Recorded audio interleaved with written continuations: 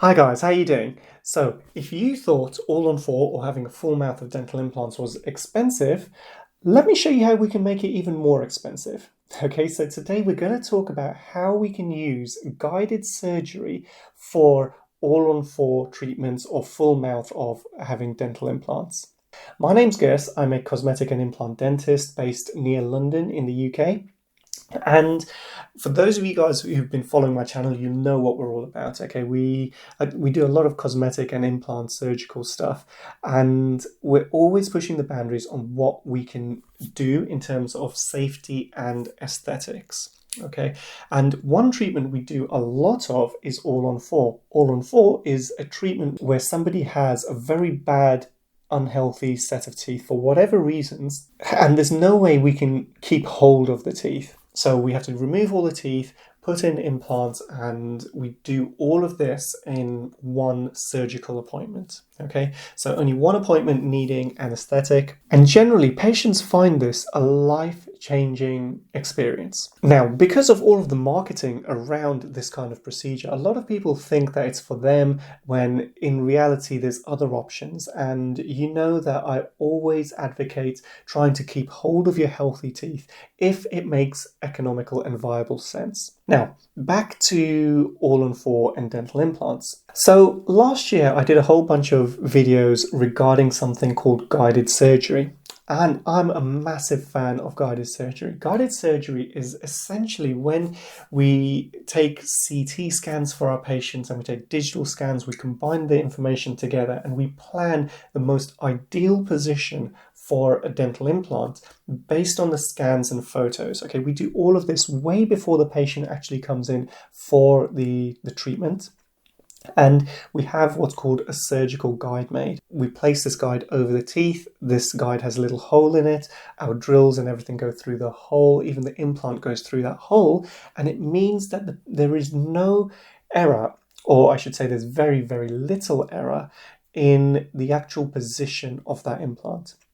Because the truth is, most complications or aesthetic compromises we have with dental implants, like this case, for example, where the gum is far too high up, are due to the poor positioning of a dental implant. Now, I've done thousands of implants freehand without guided surgery. And if you know the fundamentals, you can still get fantastic results without guided surgery. But guided surgery really takes the guesswork out of the whole procedure. Or sometimes, on the day of treatment, you can think that something's going to go perfectly well, but you've got either hard bone on one side and you've got soft bone on the other side. You want to make a hole in a certain direction, but the hard bone will push your drill out and it will change your angulation. This is stuff that you can't really predict, but happens in real life.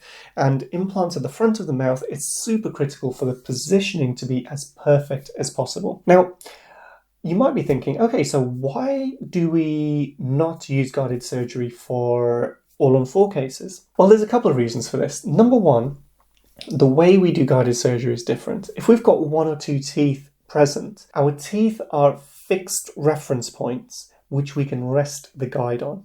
Okay, so you can see here we're placing the guide over the teeth, and that guide isn't going to move because it's fixed in on the teeth. If we're doing a full mouth case, if we're doing an all on four case, often the teeth are very loose, but because we need to remove the teeth before we put the implants in, we've lost all of our fixed reference points. Now, there are ways around this, and I will show this to you in a moment. Another reason I don't do it that often is the cost. Okay, this procedure can easily add £5,000 to the overall treatment plan. Okay, that's almost 30% of what we charge normally.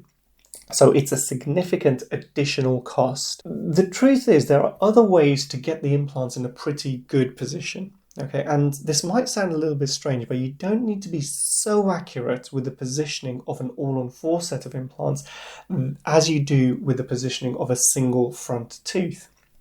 Think of it like parking a car. Okay, if you're parking your car in a really busy parking lot outside Tesco on a Friday night, okay, you've got one parking space. And your job is going to be a lot easier if you've got cameras all around your car guiding you into that position. Now, your goal is to go in and get some shopping. Now, what if you went to the car park and the car park was empty? Okay, this is kind of like an all-on-4 case. You can park your car, but it doesn't need to be exactly within the lines. It doesn't need to be in the middle of your parking bay. Okay, you're still going to be able to park your car without scratching or denting your car or someone else's car, without hitting someone else with your door, because you've got so much more in terms of options. Okay, the same is true with an all-on-4 case. Depending on the amount of bone we have, quite often, if we're out by a little bit, it doesn't actually make a big difference. Okay, if you're out by a fair bit in an all-on-4 case, yes, it does make a big difference. There are still things we need to avoid. For example, the air sinuses at the top. We ideally don't want to get our implants in there. We've got nerves we want to avoid at the bottom. Please don't misunderstand me when I'm saying we've got a bit more flexibility in room. We can't be careless about it. Okay, we still need to be as precise as possible, but there are other ways of doing it rather than guided surgery. But let's come back to guided surgery. So the way that we did this treatment for this patient who I treated in December 2021 was that we send the CT scan and the digital smile files. We send them all off to a lab. The lab is actually based in the US, and we had a video call planning where the implant should be, planning where the smile should be, how long the teeth should be, how wide the smile should be, all of these kind of stuff. We pre-planned it. Now, every time we do this, it's always a little bit of a guess. Okay, it's not the final teeth, but it's a guess based on the information that we have, because quite often in these cases where everything needs to be redone, the bite needs to be completely changed, and that's the trickiest thing. So anyway, we took our records, we set the bite up how we thought it should be, and we had all of these surgical guides made. Now, the way that we get around the fact that these guides need to fit on teeth and the teeth need to be removed is a little bit complicated, and it looks very gruesome. Okay, so even though I took photos of this and I took a video of the whole procedure, actually, I'm not going to show it to you because if you're not used to seeing this stuff day in, day out, it looks horrible. Okay, but essentially what there's a guide that fits over the teeth, which you do right at the beginning of treatment, and then there's another guide which is fixed to the bone under the teeth. Okay, so you use the guide which sits on the teeth to fix this other guide in position. Once the other guide is in position, you can remove the teeth because those are no longer needed. And then we have what we call bone reduction guides and the normal sleeves and holes where the drills go through. Okay, so the end result is we've pre-planned all of our implants exactly where they want to be in tricky situations where you have to be very precise and the patient doesn't have a lot of bone. This is a really, really good technique. Once the implants are in, all the temporaries are pre-made, so they are then fitted in position and the treatment is quick. Okay, we did full top and bottom all-on-4, and we were finished by about 1 o'clock, I think. Okay, so we started at 9 a.m. The first hour was pretty much going through consent forms. The sedationist was in and getting the patient numb, setting the room up. All of this kind of stuff just takes a bit of time. So we probably started 10 a.m. and by about 1, maybe 2, we were all finished. Okay, compared to if we had done it the traditional way, I bet we would have finished about 4 o'clock. Okay, and a few days before we did it the traditional way, we finished around 4 o'clock. So it saves us clinical time, it increases accuracy. Would I use it all the time? The answer is no.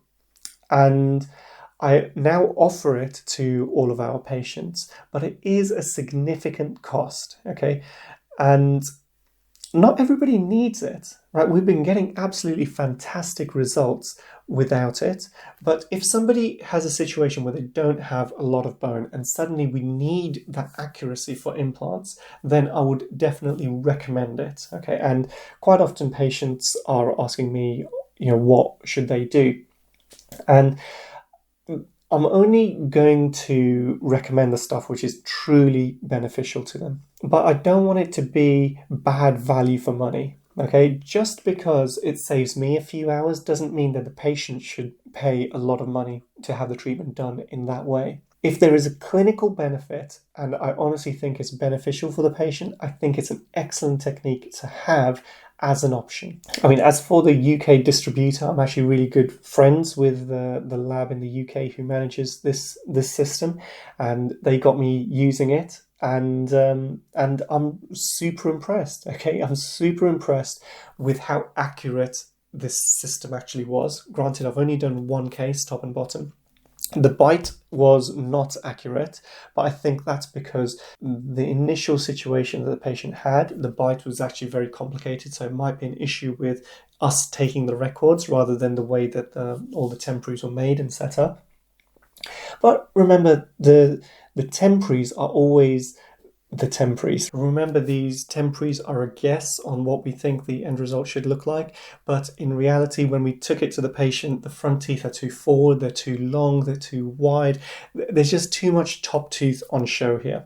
And the bottom teeth, although you can't really see them, they need to come forward a little bit, and we need to change the bite. These are things which we would have experienced even doing it the traditional way. And I think because this lady had a particularly complicated bite, that we weren't able to take the records accurately enough in the clinic, and that has translated to the mismatch in the temporaries. So with any kind of process treatment planning, there is a learning curve. And remember, this was the first time that I've done it using this technique. Would I use it with every single case? I'm not sure. Okay. The biggest downside is the additional cost. So I think for very complicated cases, yes, definitely. For routine cases, no, because we're getting fantastic results without the additional cost of doing it this way. So as always, my friends, I will see you soon. And I hope you got something out of this video. If you did, please hit like and consider subscribing. I'll see you soon. Take care.